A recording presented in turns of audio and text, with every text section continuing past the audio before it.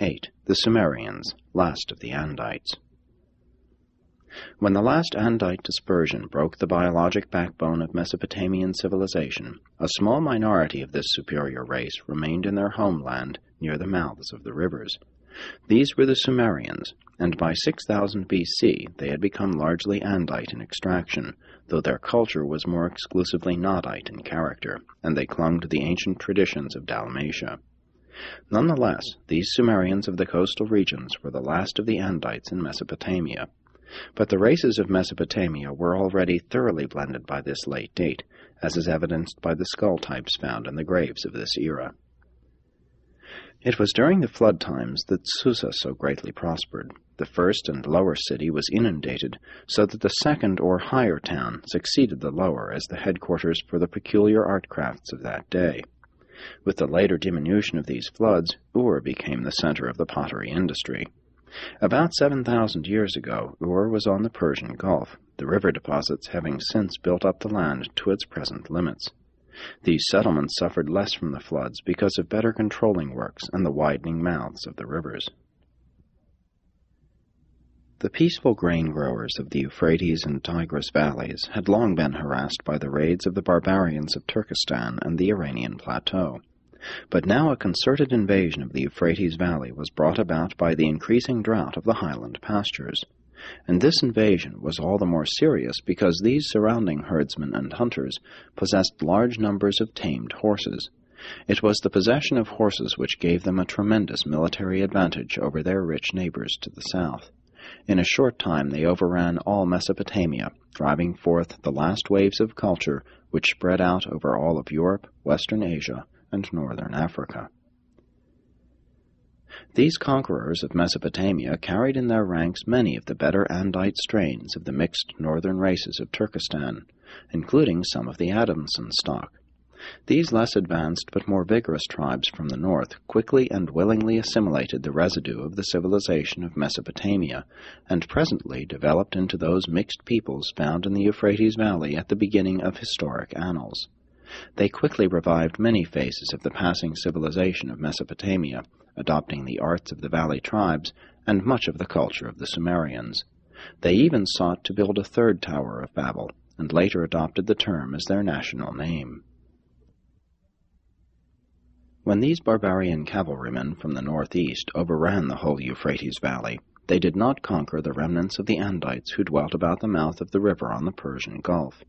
These Sumerians were able to defend themselves because of superior intelligence, better weapons, and their extensive system of military canals, which were an adjunct to their irrigation scheme of interconnecting pools. They were a united people because they had a uniform group religion. They were thus able to maintain their racial and national integrity long after their neighbors to the northwest were broken up into isolated city-states. No one of these city groups was ever able to overcome the united Sumerians. And the invaders from the north soon learned to trust and prize these peace-loving Sumerians as able teachers and administrators. They were greatly respected and sought after as teachers of art and industry, as directors of commerce, and as civil rulers by all peoples to the north and from Egypt in the west to India in the east. After the breakup of the early Sumerian Confederation, the later city-states were ruled by the apostate descendants of the Sethite priests. Only when these priests made conquests of the neighboring cities did they call themselves kings.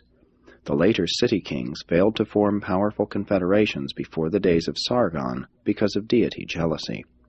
Each city believed its municipal god to be superior to all other gods, and therefore they refused to subordinate themselves to a common leader. The end of this long period of the weak rule of the city priests was terminated by Sargon, the priest of Kish, who proclaimed himself king and started out on the conquest of the whole of Mesopotamia and adjoining lands.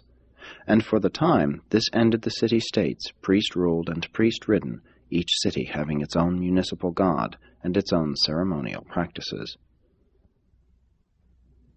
After the breakup of this Kish confederation, there ensued a long period of constant warfare between these valley cities for supremacy, and the rulership variously shifted between Sumer, Akkad, Kish, Erech, Ur, and Susa.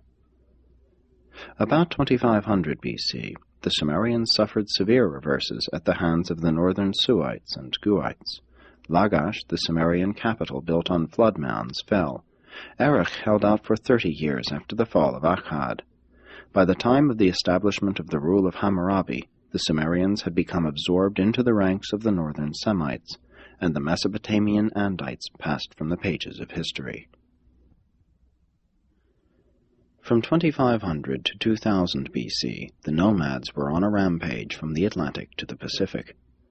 The Nerites constituted the final eruption of the Caspian group of the Mesopotamian descendants of the blended Andanite and Andite races. What the barbarians failed to do to effect the ruination of Mesopotamia, subsequent climatic changes succeeded in accomplishing.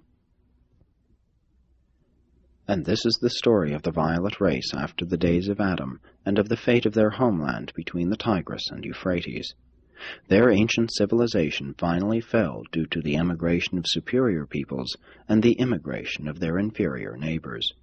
But long before the barbarian cavalrymen conquered the valley, much of the garden culture had spread to Asia, Africa, and Europe, there to produce the ferments which have resulted in the 20th century civilization of Urantia. Presented by an Archangel of Nebadon.